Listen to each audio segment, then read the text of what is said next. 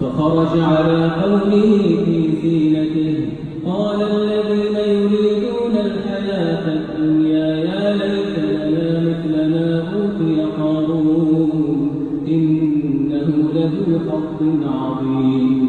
وقال الذين أوتوا العلم ويلكم ثواب الله خير لمن آمن وعمل صالحا ولا يلقاها إلا الصابرون.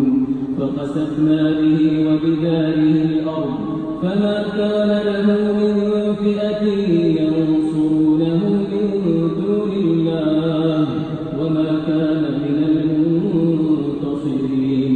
وأصبح الذين تمنوا مكانه بالأمس يقولون ويكأن الله يبسط الرزق لمن يشاء من عباده ويقدر لولا أن الله علينا لخسف بنا ويكأنه لا يفلح الكافرون. تلك الدار الآخرة نجعلها للذين